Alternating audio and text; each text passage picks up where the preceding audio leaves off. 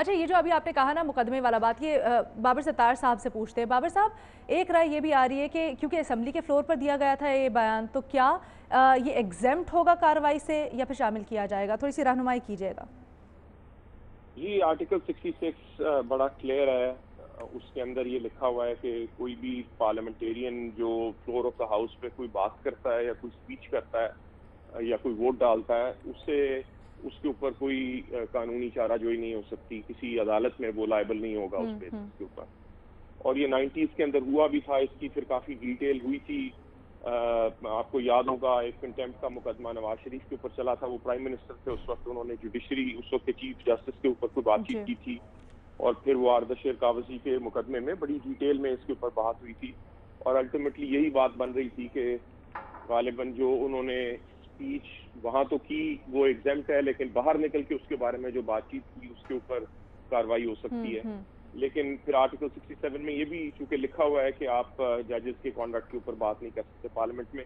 So anyways, मुझे तो किसी ऐसे कानून का नहीं पता जिसके नीचे इस जो भी फ्लोर ऑफ द हाउस पे किसी ने कोई स्पीच की हो, बात की हो, उसके ऊपर आप कानूनी मुकदमा बना सके।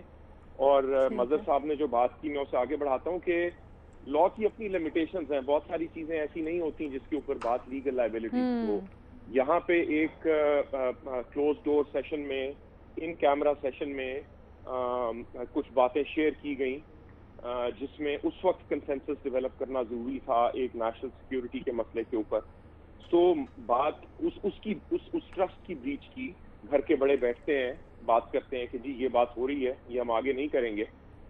उस कॉन्टेक्स्ट के अंदर एक बात पार्लियामेंट में हम बहुत दफा बात करते हैं कि जी पार्लियामेंट को कॉन्फिडेंस में लेना चाहिए ताकि वो फिर कंसेंसस मुल्क में डेवलप कर सकें, या उन्हें उनका राइट टू इंफॉर्मेशन है, उन्हें बताना चाहिए, उनसे मशवरा करना चाहिए।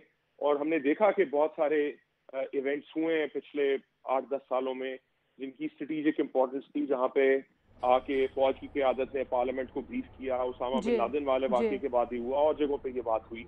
तो ये केस था जिसमें पाकिस्तान ने स्ट्रेटेजिक रिस्ट्रेंट शो ठीक किया, है।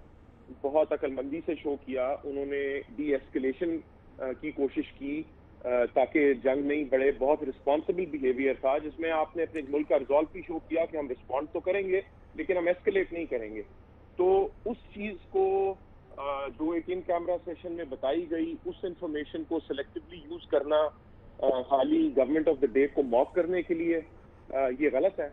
लेकिन इस कानूनी मुकदमा नहीं बनता। एक कानूनी इररिस्पॉन्सिबल काम मुकदमा नहीं किया है, बनता। गलत ठीक काम है। किया है, हाँ। कानूनी मुकदमा नहीं बनता। और शाहिद खाकान अब्बासी साहब के साथ में की बात से मैं एग्री नहीं करता। अगर एक बात गलत है तो गलत है। एक सांस में आप एडमिट करें कि वो बात गलत थी, दूसरी सांस में आप कहें कंडीशंस ले आउट करें भाई गलत बात थी, माजरत कर लें अगर आपका ख्याल है। ठीक है। बयान वापस ठीक है। लेने की तो कोई बात नहीं, जो उसने डैमेज अगर कुछ करना था तो कर दिया, लेकिन डैमेज ज्यादा उस ट्रस्ट को किया है जो आप रिपोज करते हैं पार्लियामेंटेरियंस के अंदर हम्म। कि एक सेंसिटिव इशू के ऊपर अगर आपको ब्रीफिंग दी जाएगी जो इन कैमरा होगी, तो आप इतने रिस्पॉन्सिबल हैं, आपको पता है कि इन कैमरा ब्रीफिंग का क्या मतलब होता है, जो अच्छा, उसके ऊपर आप ये सियासत नहीं बयान करेंगे। बिल्कुल